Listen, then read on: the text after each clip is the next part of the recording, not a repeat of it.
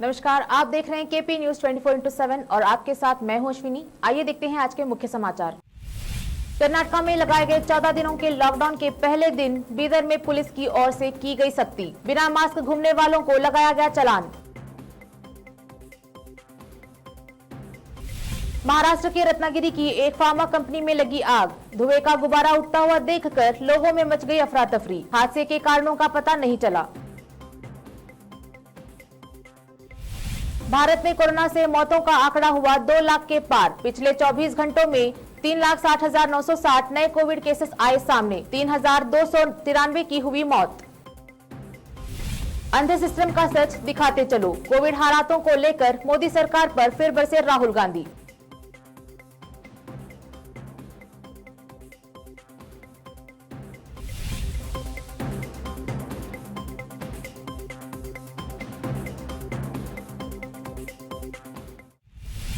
अब समाचार विस्तार से। कर्नाटक में लगाए गए 14 दिनों के लॉकडाउन के पहले दिन बीदर शहर में बुधवार को पुलिस की ओर से सख्ती की गई। शहर के सभी इलाकों में बाजार बंद रहे। इस दौरान बिना मास्क लगाए गाड़ियों पर घूमने वालों और बिना सीट बेल्ट लगाए गाड़ी चालकों को चालान लगाया गया। साथ ही बिना वजह के घर से बाहर घूमने वालों पर लाठीचार्ज किया गया। राज्य भर में लगाए गए लॉकडाउन के कारण बीदर बस स्टैंड पूरी तरह बंद रहा। बसों के बंद रहने के कारण यहां यात्री नजर नहीं आए। जहां हमेशा यात्रियों की भीड़ भाड़ रहती थी, वहां आज सन्नाटा था। कोरोना के इस माहौल में बीदर में मंगलवार की रात जमकर बारिश हुई। इस मूसलाधार बारिश से मौसम सुहाना हो गया। बारिश इतनी तेज थी कि यह दृश्य देखने लायक था।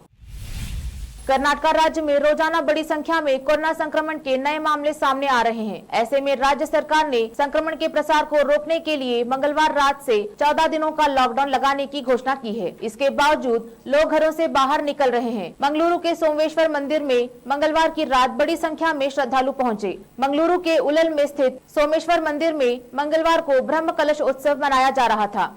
ऐसे में वहां इसमें शामिल होने के लिए बड़ी संख्या में भक्त मंदिर पहुंच गए। जब राज्य में कोरोना को लेकर बेहद सख्ती की जा रही है।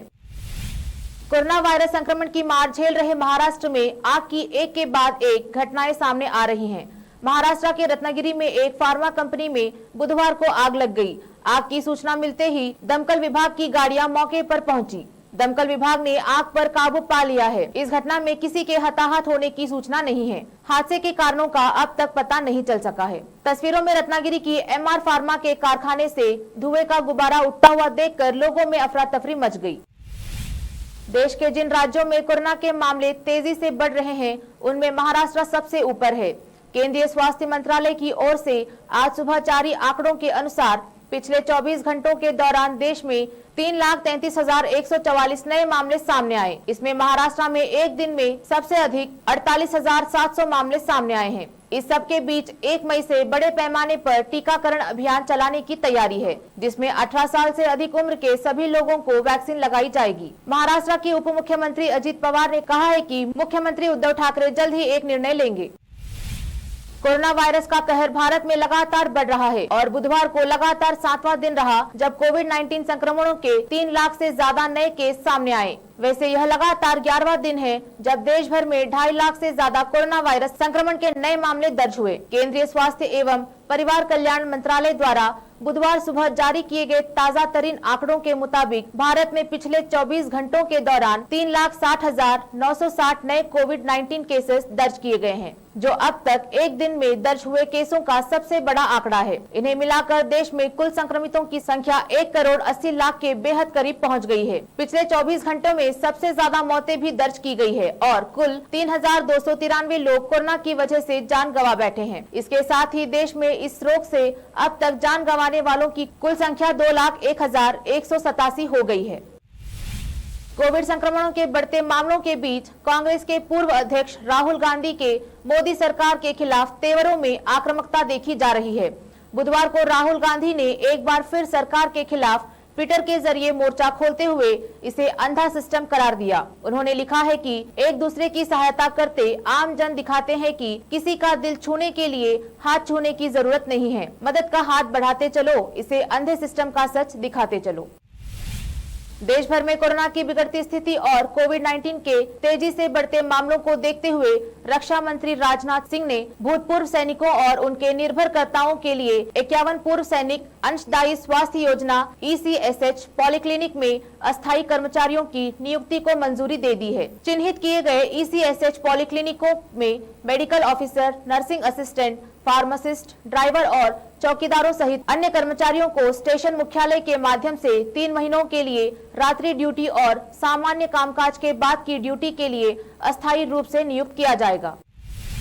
अस्पतालों में ऑक्सीजन की कमी के कारण मरीजों को भर्ती करने से भी मना कर दिया है। इसके चलते लोग मर रहे हैं। इस बीच दोस्ती और इंसानियत की मिसाल पेश करते हुए एक शख्स ने जो किया वह सराहनीय है। दरअसल 38 साल के स्कूल टीचर देवेंद्र अपने दोस्त रंजन अग्रवाल के लिए एक ऑक्सीजन सिलेंडर लेकर झारखंड के बोकारो से नोएडा पहुंचे। लगभग 24 घंटों तक 1400 किलोमीटर गाड़ी चलाकर वह दोस्त की मदद को पहुंचे। खबर के अनुसार देवेंद्र को रास्ते में एक बार बिहार और एक बार यूपी पुलिस ने रोका, लेकिन मामला समझने के बाद उन्होंने जाने दिया। देवेंद्र ने बताया कि उनके दोस्त अब बेहतर है और जल्द डिस्चार्ज हो जाएंगे। केपी न्यूज में फिलहाल वक्त एक छोटे से ब्रेक का।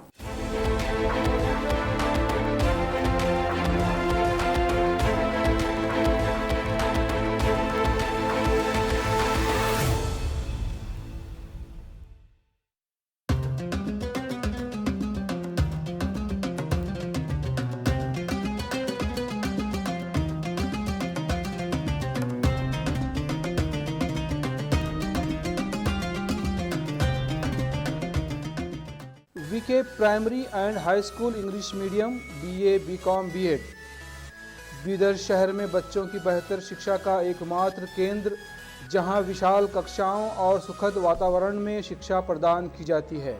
कंप्यूटर शिक्षा का उचित प्रबंध और मॉडर्न लेबोरेटरी की सुविधा के साथ साथ सांस्कृतिक गतिविधियों में भाग लेने का पूरा मौका दिया जाता है। एक्सपर्ट्स टीचर्स के माध्यम से शिक्षा की व्यवस्था सचिव दिलीप कुमार कमठानी की देखरेख में और वैजनाथ कमठानी की अध्यक्षता में चलाए जाने वाला और कई पुरस्कारों से सम्मानित शैक्षिक केंद्र VK primary and high school English medium BA BCom B.Ed Vidyanagar Bidar. Phone number 8550001972।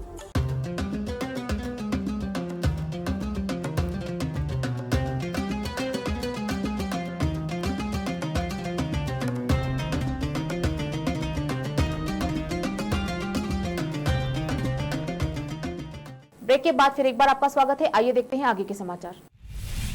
Corona virus की ताजा लहर ने लोगों के दिलों में दहशत बैठा दी है। खौफ के इसी माहौल के बीच उत्तर प्रदेश के जौनपुर से एक ऐसी तस्वीर सामने आई है जो इंसानियत को शर्मसार करती है। यहाँ गांव वालों ने एक बुजुर्ग को उसकी पत्नी का अंतिम संस्कार नहीं करने दिया, क्योंकि हर किसी में कोरोना को लेकर डर था। बुजुर्ग अपनी पत्नी के शव को साइकिल पर लेकर भटकता रहा, लेकिन किसी ने भी उसकी कोई मदद नहीं की। ये घटना उत्तर प्रदेश के जौनपुर में घटी है।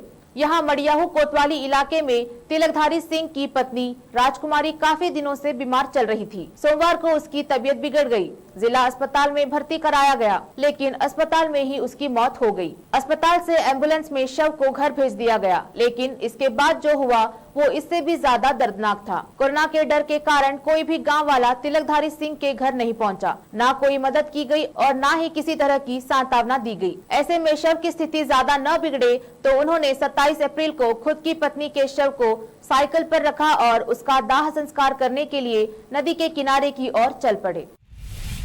अमेरिकी राष्ट्रपति जो बाइडेन ने एक बार फिर भारत की मदद की बात दोहराई है। उन्होंने कहा है कि अमेरिका कोविड-19 के खिलाफ जंग में भारत को मदद की पूरी श्रृंखला भेज रही है। उन्होंने कहा कि बीते साल जरूरत के वक्त भारत भी अमेरिका के साथ खड़ा रहा। बता दें कि बीते सोमवार को बाइडेन और प्रधानमंत्री नरेंद्र मोदी के बीच बातचीत हुई थी। विश्व स्वास्थ्य संगठन WHO ने कहा कि भारत में कोरोना वायरस के मामलों में बढ़ोतरी के लिए जिम्मेदार कोविड-19 वेरिएंट B.1.617 एक दर्जन से अधिक देशों में पाया गया है। संयुक्त राष्ट्र की स्वास्थ्य एजेंसी ने कहा कि कोरोना का B.1.617 वेरिएंट पहली बार भारत में पाया गया था। इसके साथ ही GISAID ओपन एक्सेस डाटाबेस पर अपलोड किए गए 1200 से अधिक सीक्वेंस में कम से कम 17 देशों का पता चला है। आखिर में फिर एक बार देखते हैं मुख्य समाचार। कर्नाटक में लगाए गए 14 दिनों के लॉकडाउन के पहले दिन बीदर में पुलिस की ओर से की गई सख्ती। बिना मास्क घूमने वालों को लगाया गया चालान। महाराष्ट्र के रत्नागिरी की एक फार्मा कंपनी में लगी आग। धुएं का गुब्बारा उठता हुआ देखकर लोगों में मच गई अफरा तफरी। हादसे के कारणों का पता नहीं चला। भारत में कोरोना से मौतों का आंकड़ा हुआ 2 लाख के पार। पिछले 24 घंटों में 3,60,960 नए कोविड केसेस आए सामने। 3,293 की हुई मौत। अंधे सिस्टम का सच दिखाते चलो। कोविड हालातों को लेकर मोदी सरकार पर फिर बरसे राहुल गांधी।